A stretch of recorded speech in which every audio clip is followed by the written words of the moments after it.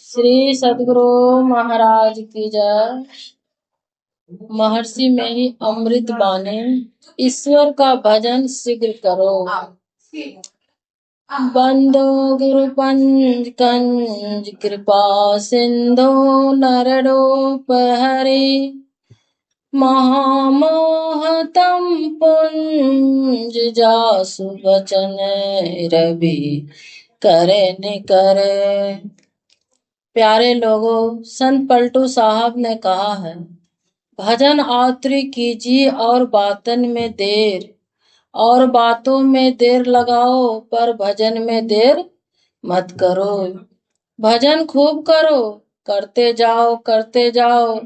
दूसरी बात, गोस्वामी तुलसीदास जी ने रामायण में लिखा है, तुति छन मुनि का, तुति छन नाम के एक मुनि थे। वे बहुत बड़े भक्त थे। वे खूब ध्यान करते थे। स्थूल ध्यान में इतना तल्लीन हो जाते थे कि अपने आप को भी भूल जाते थे। वनवास काल में श्री राम वन में भ्रमण कर रहे थे। तुतिछन मुनि मार्ग में ही उनसे मिलने के लिए जाने लगे, जिस मार्ग से श्री राम आ रहे थे। परंतु अधिक दूर न जा सके तो रास्ते में ही बैठकर ध्यान करने लगे। श्री राम के स्थूल ध्यान में वे इतने तल्लीन हो गए कि श्री राम ने आकर के उनको उठाया, पर वे नहीं उठे। तब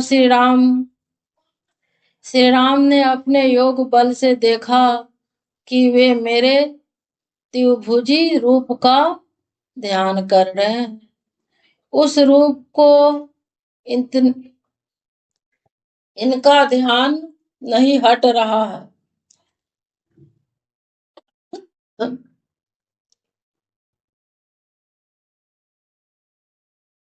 इनका ध्यान नहीं हट रहा।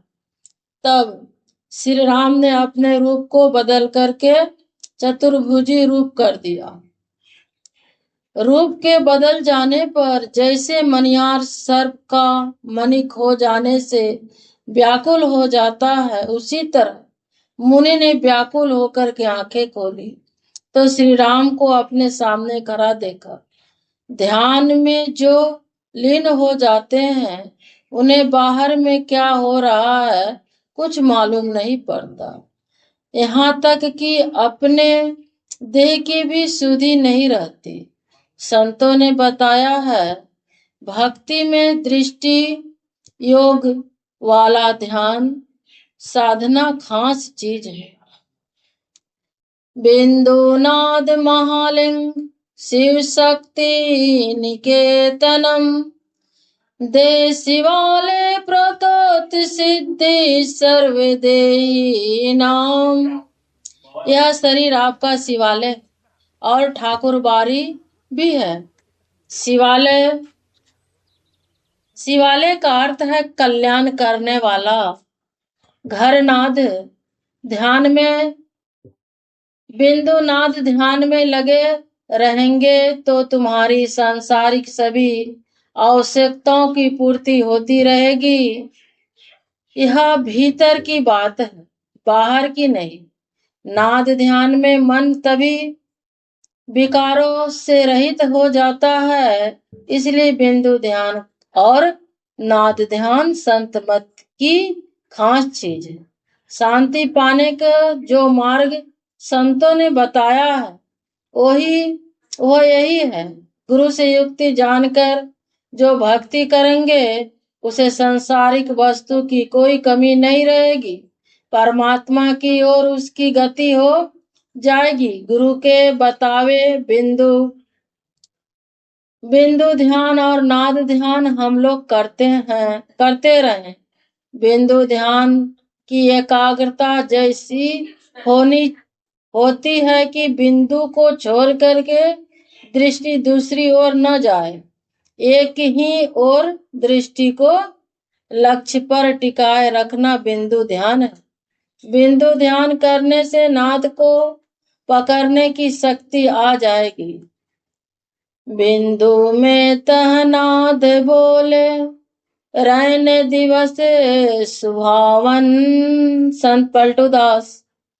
उसके लिए बिंदु ध्यान और नाद ध्यान करना चाहिए। संसार में और शरीर में ऐसी एकता है कि स्थूल जगत में जिस तल में रहोगे, स्थूल शरीर के भी उसी तल में रहोगे। सूक्ष्म शरीर में रहोगे तो सूक्ष्म लोक में रहोगे। संत मत कोई नया मत नहीं है। वेदों उपनिषदों में जो नाद का उपदेश है, आजकल के संतों का भी वही उपदेश है। ऋषि मुनियों का भी यही कहना है। पुराणों में भी यही बात कही गई है।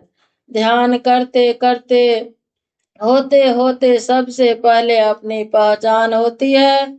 उसी को जीवात्मा कहते हैं। यह जीवात्मा ईश्वर का अंश है। ईश्वर अंश जीव विनाशी, चेतन अमल सहज सुख राशि। गोस्वामी तुलसीदास। इसकी प्रत्यक्षता हो जाती है जैसे एक बिंदु पानी को पहचान लेने पर सब पानी की पहचान हो जाती है। उसी तरह आत्मा की पहचान होने से परमात्मा की पहचान हो जाती है। तब वह सुख मिलता है जो परमानंद है। स्वयं अपने से अपने में वह परम सुख मिलता है। संसार में जो सुख है वह इंद्रियों का सुख है। जो साधना करता है उसका संसार में अकल्याण नहीं होगा। अगर इस जन्म में परमात्मा तक नहीं पहुंच सका तो दूसरा जन्म किसी योगी कुल या धनवान कुल में होता है। वहाँ खाने पीने का कष्ट नहीं रहता। ध्यान करते करते अंत में उसे मोक्ष मिल जाता है। उसके जन्म मरण का दुख छूट जाता है और वह परमात्मा में मिल करके एकमय हो जाता है। जो लोग यहाँ आते हैं उसे हम लोग यही सुनाते रहते हैं। हम लोग के यहाँ ईश्वर प्राप्ति का मार्ग बताया जाता है। जीवात्मा सर्वेश्वर का अभिन्न अंश है। देखो, अंश है। जो आप लोग बाहर में खोजते हैं वो बाहर में आप लोग को कभी मिल नहीं सकता। अपने अंदर ही मिलेगा। अभी आपने सत्संग योग से पाठ सुना तो उसमें लिखा था ना कि हजारों अश्वमेध यज्ञ कर लीजिए या कोई भी कुछ भी कीजिए, उससे जितना आपका कल्याण नहीं होगा उतना आपका कल्याण होगा अपने आप को जब आप जान जाइएगा। एक आत्मा, वही आत्मा एक परमात्मा है। जब अपने आप को जान जाइएगा तो सबको जान जाइएगा।